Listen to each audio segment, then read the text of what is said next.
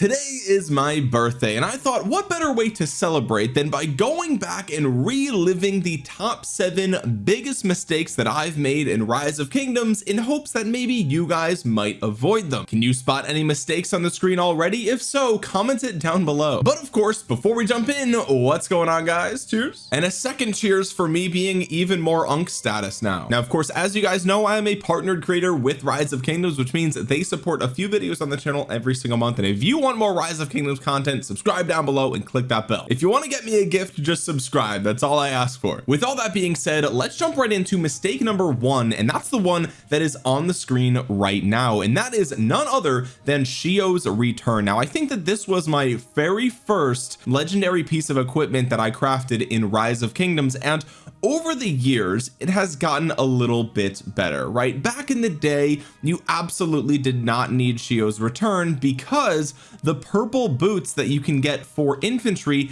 actually give you 7.5% infantry defense when they have a special talent. And so really, without the special talent on Shio's, it wouldn't really be that worth it to begin with. But since they added iconic tiers into the game and Shio's was just such an easy blueprint to get my hands on, I went ahead and took this to iconic tier 5. And this is, again, it's I would say it's a small mistake. It's not a massive one, but here's why I consider this a mistake. The reason is because originally I had the infantry set helmet here, which gave me the 2-piece set bonus, and as I have progressed farther and farther with my equipment, I've realized that if I really want to make the best equipment in the game, I do need to have the KVK helmet, which even though I didn't get the crit on the craft, it's still okay for me to put this on here because, again, you know, I lose the 2-piece set bonus, but this has more infantry defense built in, so it was really a side upgrade until I really can max this thing out. But had I not crafted Shio's return and I just had the infantry boots to just put here, then I would still have that 2-piece set bonus and 3% more troop defense. But the problem is that even if I switch my Shio's return to the base set of infantry boots, even with the iconic crystal in it, I'm losing the fleeted footmen and I'm losing the tier 4 march speed bonus, and those really matter for infantry. The march speed is the reason why I took this to iconic tier 5 to begin with, right? So for me, it's like I really need to get the set boots probably to iconic tier 4 at least before I swap this over, because I really want that extra march speed. And fleeted footmen, don't forget, this also gives me 1.5% defense as well when I'm outside of territory, right? So even with a talent on the set boots, if it's not iconic tier 5, then I'm kind of losing 2% defense just to gain back 3%. So it's really, I'm getting 1% defense, but I'm losing like 13% march speed to do that, and I'm losing the troop capacity and stuff. It's just not worth it, right? So for me, I'm really gonna have to get a new set pair of boots up to iconic tier 4 at least, I would say, before I can swap out my Shio's return. And so now I kind of have to wait a while in order to have the quote-unquote best set for my infantry. This is a very small micro optimization, but had I not made this piece of equipment back in the day,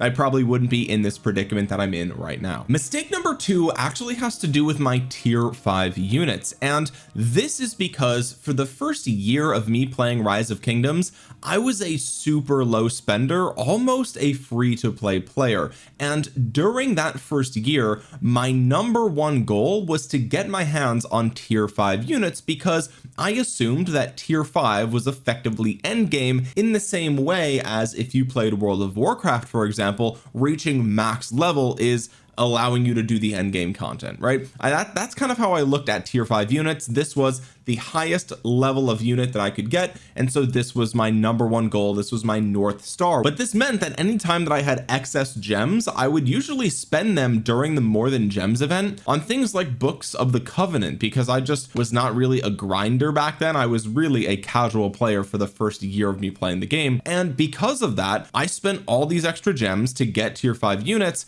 and I avoided spending my gems on things that really matter for your account. So for example, example, I kind of ignored the VIP system. I said, wow, well, this is kind of more just a thing for the whales, right? And so I ignored it, which is a huge mistake. Even free-to-play players should be investing in their VIP, because getting VIP 14, 12 and 10 are extremely important for the progression of your account years down the line. And likewise, I also avoided spending my gems on early game Wheel of Fortunes that really moved the needle. So for example, I didn't get Seong-Gye for quite a while. I started playing this game back in October of 2018, and I didn't get my hands on Seong-Gye until January of 2020. So I waited way too long to get Seong-Gye. I should have got him right at the beginning because he was in the game when I started playing. And I also skipped Alexander the Great. Now this is a kvk2 commander, so it wasn't that big of a deal, but I didn't get Alexander the Great until January of 2020. Realistically, that's 6 months after Alexander the Great landed in Rise of Kingdoms, as far as I can tell, and so that's not that big of a deal. But even still, I could have been getting value by spinning the wheel for 10 times every single time. Back then, you didn't get to choose which commander came on the Wheel of Fortune. Look who's interrupting me while I'm recording. How are you, Theo? What are you doing? Okay, I'll see you later. In fact, I don't even know how I was able to get Seong-Gye on January 13th, and then I got Alexander the Great on January 14th. I don't even know, how did I do that? I don't think they were even in the daily special offer back then. I can't remember. If you guys know how that might have been possible, let me know, because I forgot and now I'm curious. All of that to say, while tier 5 units are extremely important for the end game, they are not the only thing that you have to be focusing on in the early game, because there's lots of other systems that you can't afford to ignore. Mistake number 3 has to do with a commander that I expertised very shortly after he came into the game, and it ended up being a huge mistake. And no, we are not talking about Philip, we are talking about Sargon. Sargon is kind of a meme at this point, but let me paint you the picture of what the landscape looked like when Sargon first came into the game. We were really struggling as infantry players because cavalry had commanders like Nevsky and archers had commanders like Nebu and YSG, and so many good commanders were coming out around that time. And Sargon, upon reveal, looked really promising and was also very promising in early test results. I mean, when you really think about it, he's got infantry attack, he's got health, which we really like. We also see some march speed. 15% march speed is really good, and this odd debuff is really powerful as well. He even has defense and 1,000 extra damage factor on the 4th skill, and so he seemed like sort of a complete package. He had a little bit of all the stats we wanted, and he had a debuff, he had additional damage here. Like, he seemed like a slam dunk. But the problem was that Sargon has a damage over time active skill, and the way that his skill actually works, you have to stay connected to the target for all 5 seconds in order to get the maximum damage out of Sargon, which is really not good if you've ever played open field in Rise of Kingdoms. Like, any engagement that you've had, it's pretty clear that you're not sticking to the target at all times. And so what people found is that they would get worse than expected reports from Sargon because they realized that they weren't getting all 2,500 damage factor here. They were retreating before getting the full value. And so Sargon kind of went down in history as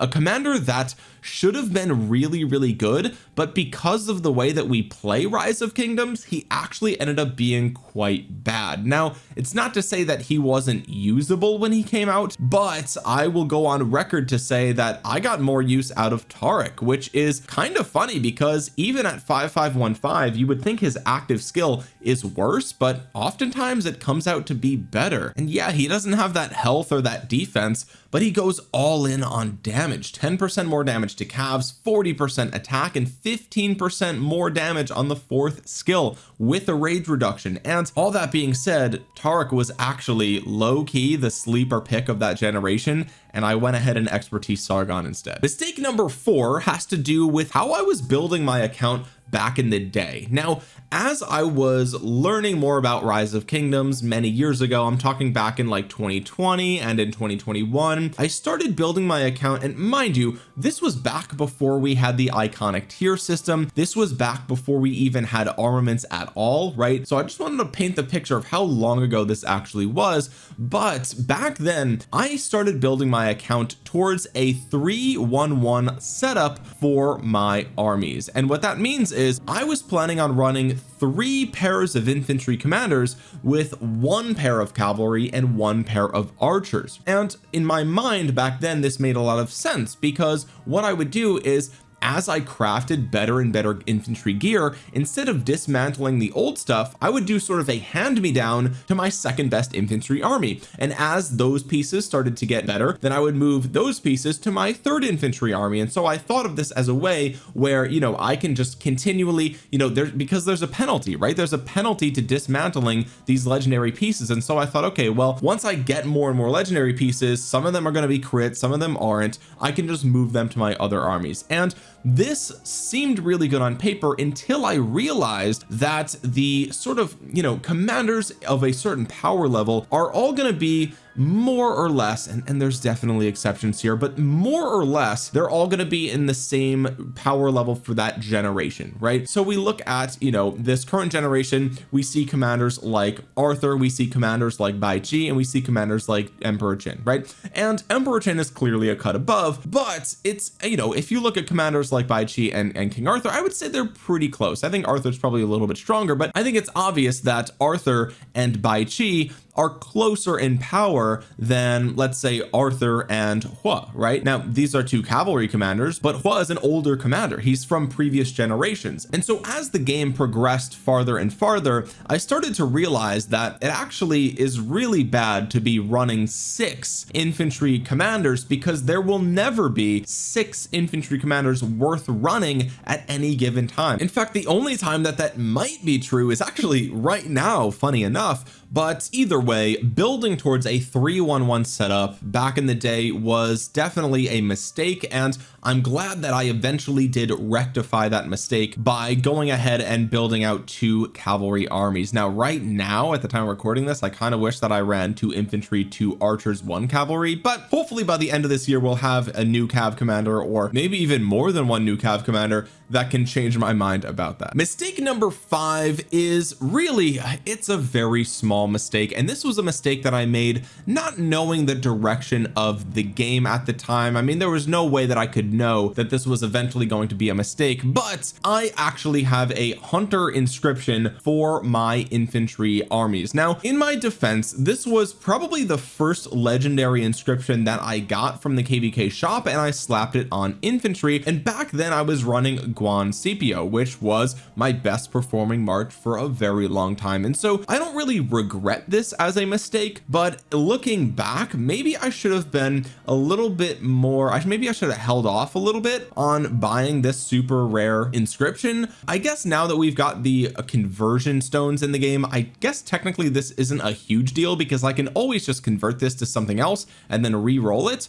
But for right now, having hunter on my infantry is working really well. I just kind of wish that it was somewhere else, because right now I don't have hunter on my Emperor Qin, which is definitely a huge downside. Now, Furious does give me a bonus to skill damage, but it's only after Emperor Qin casts his active skill. Now, luckily, Emperor Qin deals that skill damage kind of over time, which, you know, he still gains a benefit out of this, and so does the secondary, which is usually Yu Liang. But honestly, I'd rather have hunter here, because if you guys didn't know, hunter gives you a bonus to skill damage, not a boost to skill damage. And I made an entire video covering that topic, where I even did a deep dive and tested this out in the world to verify that a boost is better than a bonus. So I would much rather have a 5% boost than an 8% bonus. All that to say, I really wish that this hunter was on an archer armament, but nonetheless, I guess there was no way for me to know that this was a mistake. It's more so in hindsight. And who knows, maybe one day we'll get another really powerful skill damage infantry commander, and I'll continue to use this hunter inscription for a long time, and then it really won't be a mistake at all. Mistake number 6, though, is a big mistake, and this is actually a huge mistake, and that has to do with my epic Joan of Arc. Now, you might be thinking, Omniarch, how could you mess up an epic commander? It's epic. Like, you have infinite sculptures here, basically, right? Well, the mistake doesn't have to do with her skills, it has to do with her equipment. And I'm sure you're looking at this and saying, you know, I don't really see a problem, but what if I told you that the chest piece was not a crit on craft? What if I told you that I actually accidentally used legendary material choice chests? I know it hurts to even say that. It's actually so bad. It's actually so bad. I accidentally used legendary material choice chests for legendary bones to refine this witch's hexed cloak. So how did this happen? Omniarch, you've been playing the game way too long to make those mistakes, okay? And you're right, but here's the deal. This is exactly what happened, okay? Usually for me, what I like to do, my morning routine, I wake up typically pretty early, around 6 a.m., maybe 6:30. I'm pretty groggy. I go make some coffee. I sit down at my desk and I do my dailies. That's usually when I like to do them. Sometimes I do them the night before, but a lot of times if I forget, I'm up late editing a video or whatever, I'll end up doing it the day after, and that's just a nice morning routine for me. And because I was half awake in my sleep deprived state, I thought that when I clicked refine and I saw that I could do it, I thought, okay, well, I'm just going to do it. And as soon as I clicked the button, I saw over here that my legendary material choice chests were being used. And so it just did not register to me at the time, because I saw, right now it's a bad example, but usually when you can craft something or refine something, it will have a little banner that says it right here. Right now, I actually am really low on materials because I just awakened a couple of pieces, but usually it'll say something right here. So I was half awake. I looked and I was like, oh, I have enough bones to refine my chest piece for my gatherer. Might as well, right? Why not refine it? What if I get a crit? Then I get more gathering speed. What else am I gonna do with the bones? You know what I mean? So I went ahead and I did it, and as soon as I hit that button, I saw what happened. I went into my inventory. I realized I had no more of the legendary material choice chests, and my heart kind of sank for a moment. I was like, oh my god, I can't believe it. I didn't even know how many I used, right? And I didn't even get the crit right off the rip. It brought it to like 50 or 75% or something like that, right? So I immediately messaged VIP support and I was like, guys, listen, look, come on, listen. I was like, this was so obviously a mistake, right? Like it is abundantly clear that somebody, and this was like maybe a year and a half ago or a year ago or something like that. I was like, guys, it is so abundantly clear that a player that is of my playtime, right? Like I've been playing for so long, I make content about the game, like I know better obviously than to use material choice chests for bone, right? Obviously there's no question. Nobody in their sound mind would do that when they are an experienced player like myself. So I messaged VIP support and I was like, guys, look, is there anything you can do? Can you please revert this? Because this is clearly a mistake. And needless to say, VIP support was useless. They were like, sorry, we can't reverse it, even though I know you can do it. I know you can do it. Okay.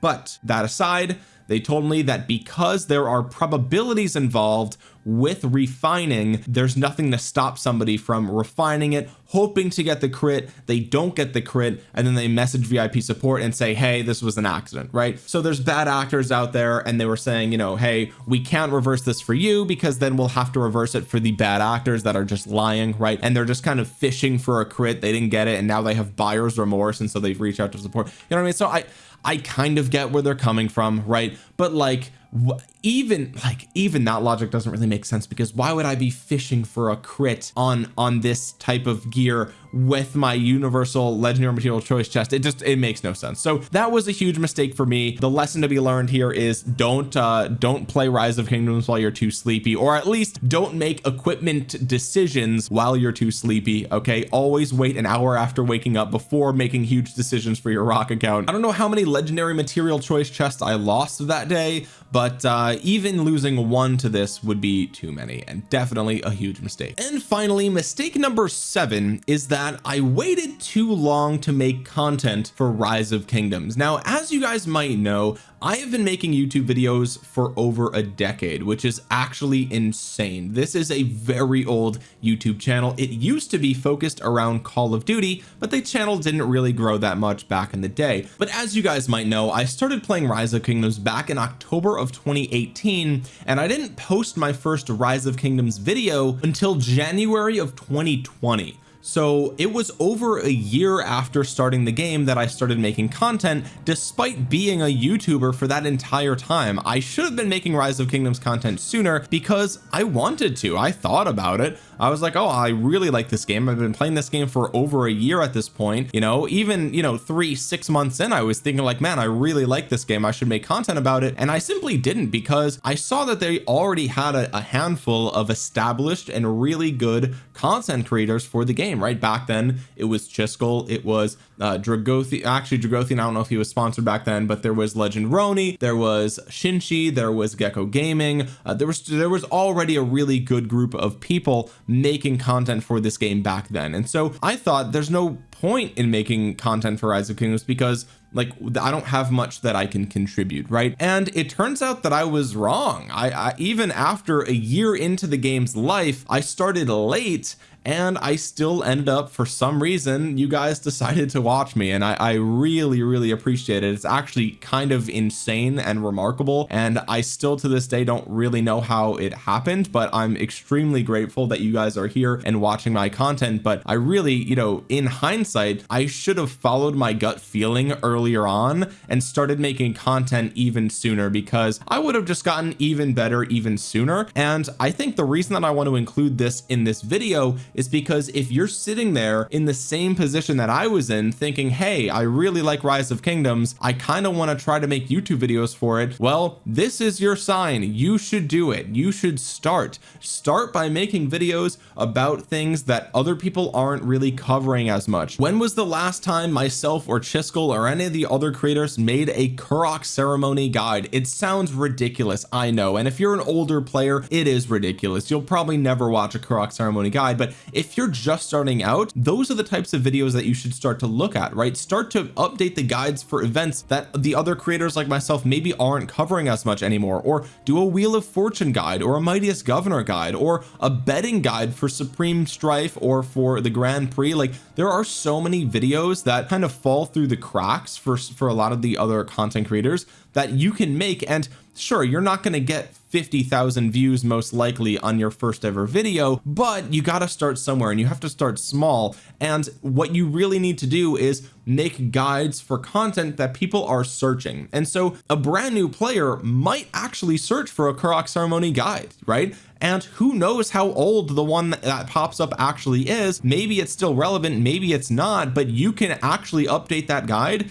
and reference newer commanders that maybe help with debuffs or whatever the case might be, and your video, even though you're a small channel, might show up higher in those search results. And that's how you start to get a very small audience for Rise of Kingdoms videos. Go back and make guides for epic commanders that a lot of us other rock creators aren't talking about anymore, because we've been in Season of Conquest for so long. New players still want to know if epic CPO is good or not. New players still need to know about how to use Lohar and who to pair him with. Like, go back and update some of those older guides. And yes, that content maybe isn't as popular anymore as it used to be, but there's still going to be new players joining the game every single day, and people who don't know who I am, they don't know who Chiskel is, they don't know who anybody is. All they're going to do is come to YouTube and say, hey, you know, I've been playing this ROK game that I saw from an Instagram ad, and I'm curious about this Lohar guy because his event just popped up, and they're going to type in Lohar guide 2025, and maybe your video comes up, and eventually you might be added to the Rise of Kingdoms creator program, which is a really fantastic program that I've been a part of for a really long time now,